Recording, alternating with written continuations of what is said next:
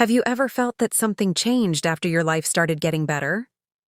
Not a change in your job, not a change in your income, but a change in the people around you. Friends who used to encourage you the most began replying to your messages with only a few words. People who used to laugh with you now more often throw subtle jabs disguised as jokes. Some even seem secretly more interested in hearing your bad news than your good news. Then a rather unsettling question arises. Why can one person's success make someone else feel hurt? Some people call it negative energy. Others see it as nothing more than envy.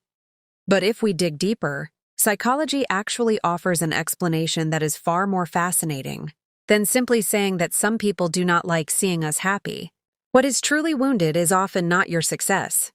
What is wounded is the way your success changes how they see themselves. Imagine every human being walking while carrying a lantern. As long as all the lanterns shine with roughly the same dim light, no one thinks too much about whose light is the brightest. Everything seems ordinary. Everyone feels they are in a safe place. But one day, one of those lanterns begins to shine much more brightly. Strangely, that light hurts no one. It does not steal anything from anyone else. It simply illuminates a room that was once dark. The problem is that once the room becomes bright, everyone begins to see something that was previously hidden. They see their own lanterns. They begin to realize that the light they carry is far dimmer than they had believed. Very often, that is where envy begins to grow. We tend to think that people hate success. In reality, it is not that simple. People rarely become angry because someone else succeeds. What makes the heart feel heavy is the question that arises after witnessing that success. If they can do it, why can't I? That simple question sounds harmless, but inside the mind, it can turn into a storm that shakes one's self-esteem. This phenomenon has long been explained in psychology through the social comparison theory developed by Leon Festinger. According to this theory, human beings have a natural drive to evaluate themselves by comparing themselves with others.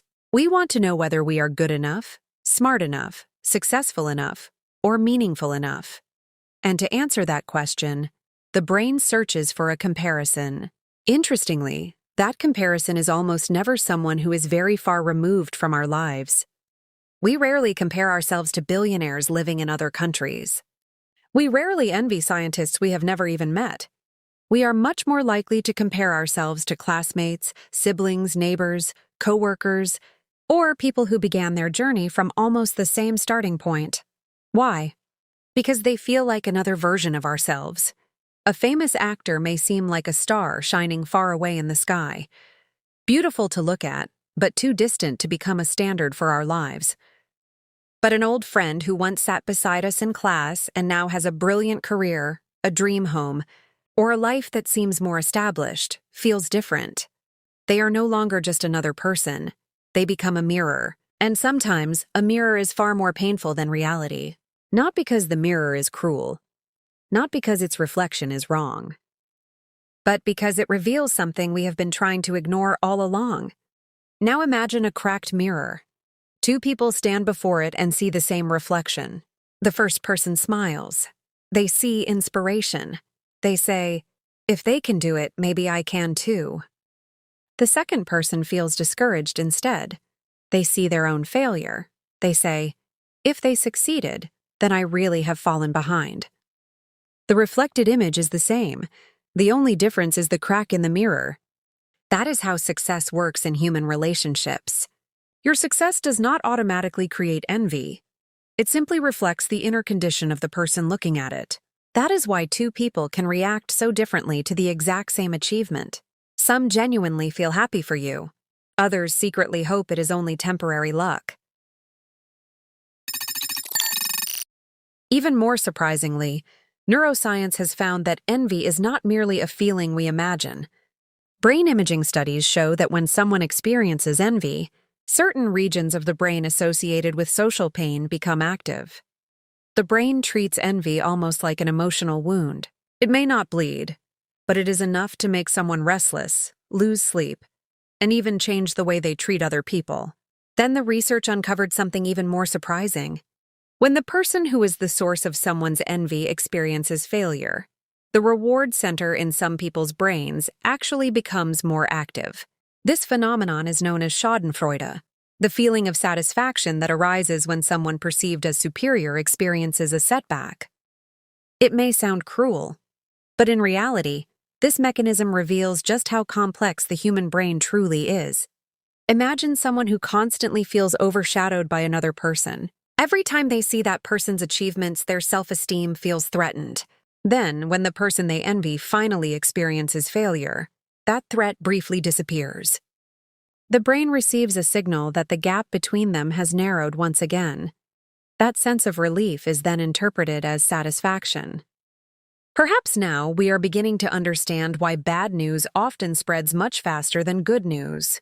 Why the downfall of successful people so easily becomes the subject of conversation. Why some people seem incredibly eager to discuss someone else's downfall, yet remain almost silent when that same person achieves something remarkable. This does not mean everyone is like that. Not at all. Many people are genuinely able to celebrate the success of others. But understanding this darker side of psychology helps us see that human behavior is often born from unresolved wounds, rather than pure malice. Ironically, the closer our relationship is with someone, the greater the chance that envy will arise. Not because closeness creates hatred, but because closeness creates a space for comparison. Two close friends who start a business together are more likely to compare themselves with each other than two entrepreneurs living on different continents. Two siblings are more vulnerable to jealousy than two strangers. Two co-workers sitting in the same office are more likely to measure each other's achievements than two professionals who have never even met. Closeness creates a stage, and on that stage, the ego often begins counting who is standing just a little higher. So does this mean we should hide our success to avoid hurting others? No, because the light is not the problem. When a room becomes bright, we do not blame the lamp. What we see is what had been hidden in the darkness all along. Success works the same way. It does not create what is inside someone's heart.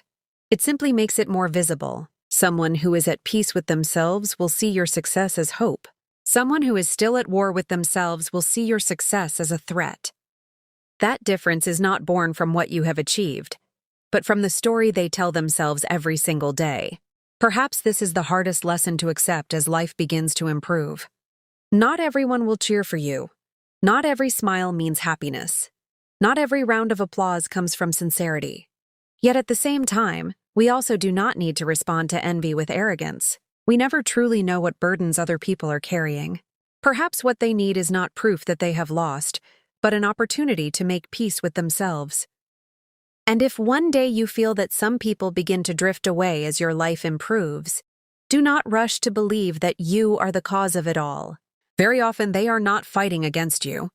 They are confronting the reflection of themselves that suddenly became visible because of the light you carry. So keep growing, not to make your light more blinding, but so that it remains warm enough to illuminate your own path. Because the true measure of success may not be how many people admire you, but how calmly you continue walking when you understand that every light that shines not only creates brightness, but also reveals the shadows that have long been hiding within the human heart.